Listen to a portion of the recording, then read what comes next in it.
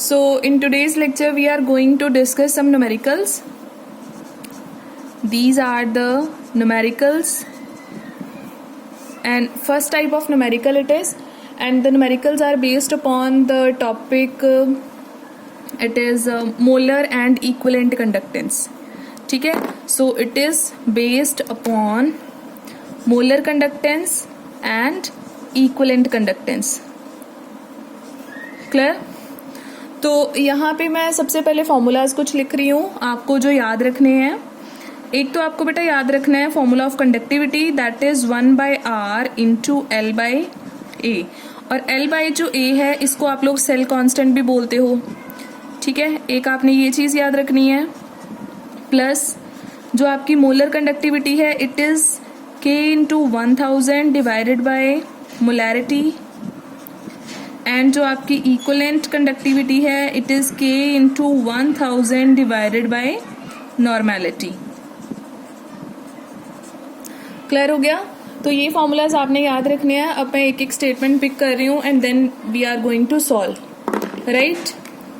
तो again important है, board point of view से भी इम्पॉर्टेंट है ये questions. So let's start with the first numerical. So in first numerical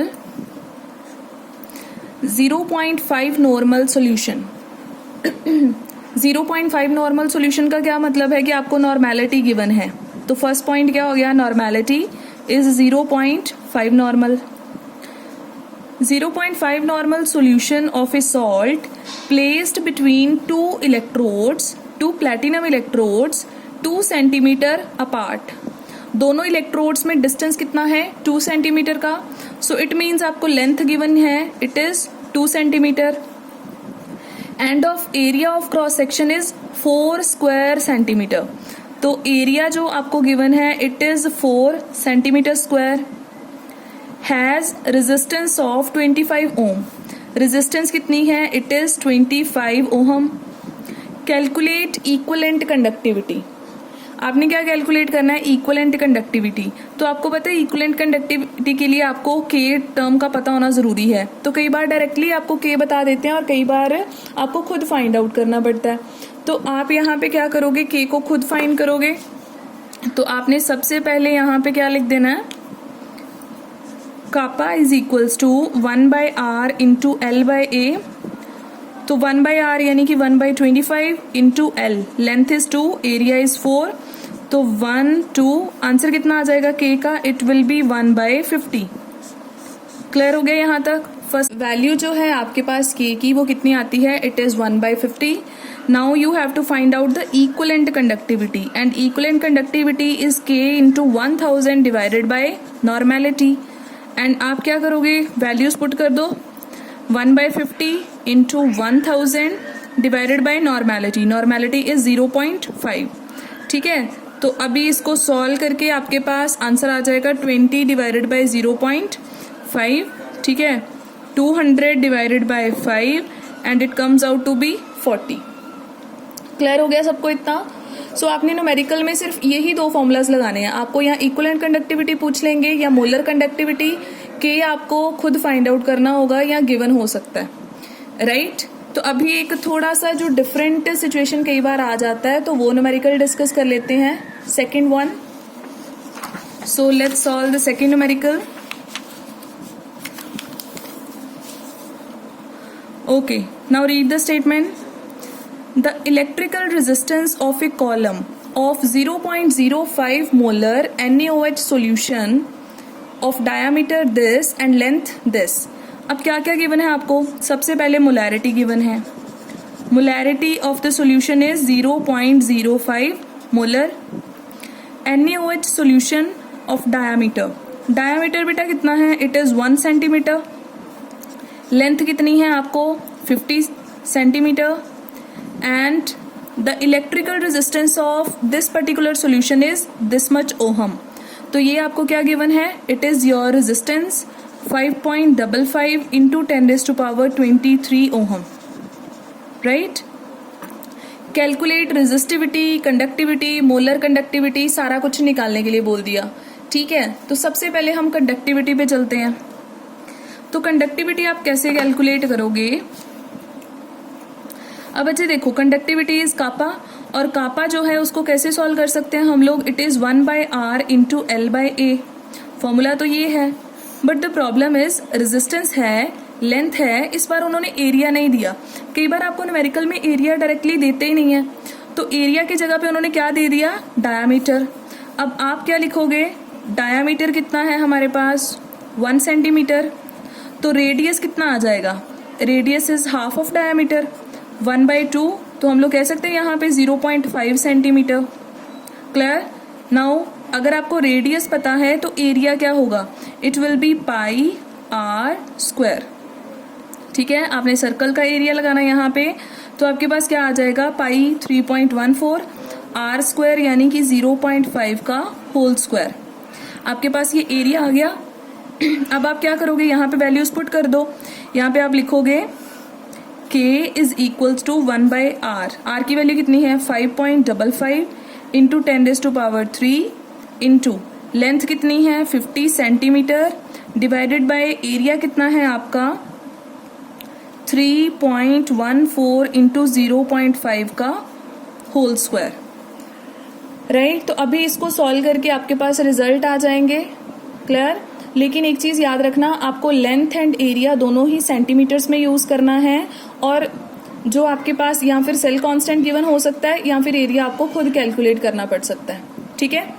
तो जब बेटा आप इसको सॉल्व करते हो ना, तो थोड़ा बहुत पावर्स को अलग सॉल्व कर लिया करो और बाकी टर्म्स को रफली अलग सॉल्व कर लिया करो, तो थोड़ा सा कैलकुलेशंस जो है वो इजी हो जाती हैं। क्लियर? अब इसके बाद में हो जाएगा। अब बाकी उन्होंने क्या पूछा आपको सेम न्यूमेरिकल में? उन्होंने बोला रेजिस्टिविटी भी बता दो।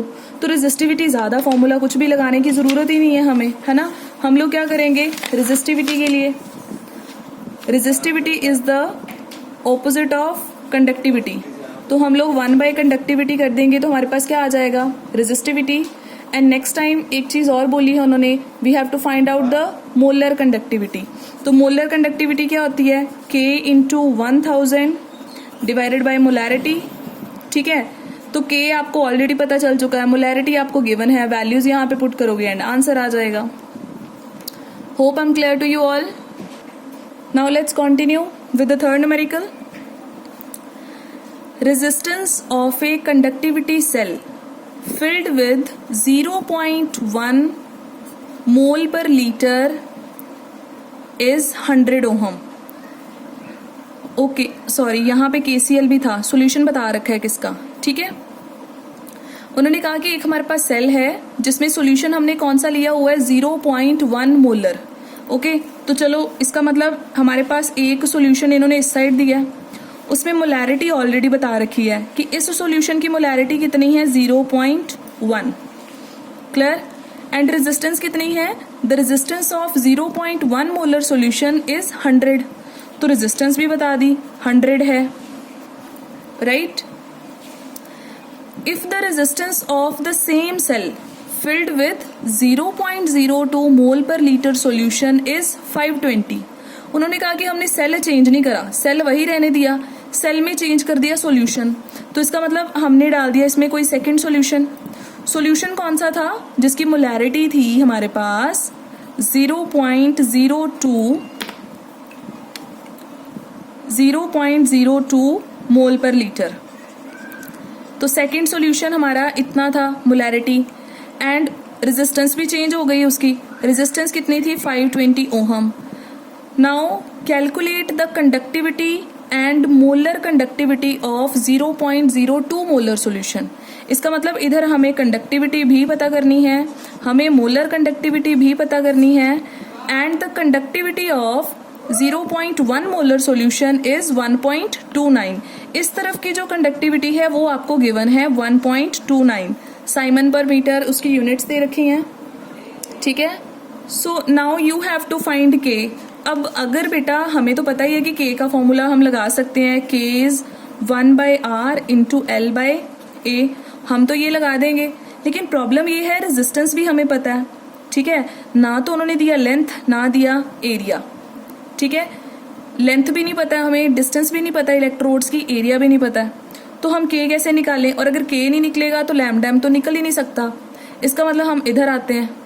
अब इधर देखो ध्यान से, k गिवन है, k का फॉर्मूला लगाएं, k is 1/r into L by A. तो यहाँ पे k कितना है आपको 1.29, k कितना है आपके पास 1.29, r कितना है आपके पास 100, साथ में आ जाएगा l बाई ए। तो ये इधर क्रॉस मल्टीप्लाई हो जाएगा, तो l बाई ए की वैल्यू कितनी आ जाएगी 1.29 into 100 and l by A will be equal to 129। इसका मतलब जो आपका l बाई ए था, जो सेल कांस्टेंट था, वो आपको फर्स्ट सॉल्यूशन से पता चल जाएगा और उसी की वैल्यू आप कहाँ यूज करोगे, सेकंड सॉल्यूशन में यूज करोगे।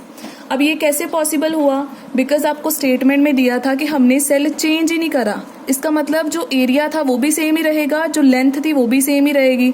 तो सेल चाहे सॉल्यूशन चाहे कोई भी डाल लो, सेल का जो सेल कांस्टेंट है, लेंथ एंड एरिया है, वो सेम ही रहेगा, वो वेरी नहीं करेगा। क्लियर? तो अब हम क्या करेंगे, हमें तो यहाँ से पता चल गया फर्स्ट से, हम यहाँ पे पुट कर देते हैं। तो के कैसे निकलेगा 1 बाई रेजिस्टेंस हमें पता थी, l बाई हमारा 129 है और इसको डिवाइड करके हमारे पास आंसर आ जाएगा। तो ये आपका आ गया k।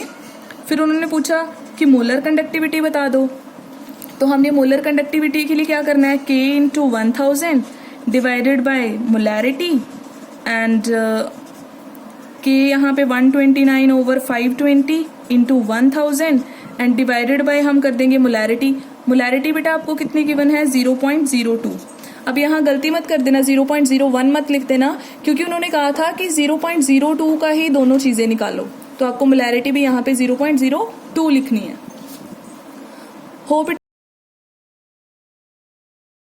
मैक्सिमम जितनी भी मैक्सिमम पॉसिबिलिटीज थी ना इन न्यूमेरिकल की वेरिएशन की, वो मैंने सारे केसेस बता दिए हैं। अब आई डोंट थिंक आपको कोई प्रॉब्लम आने वाली है। फॉर्मूले आपने 2-3 ही याद रखने हैं, एक k का, एक आपको चाहिए लैम्डा m का और एक लैम्डा इक्विवेलेंट का। So that's it about the topic, right.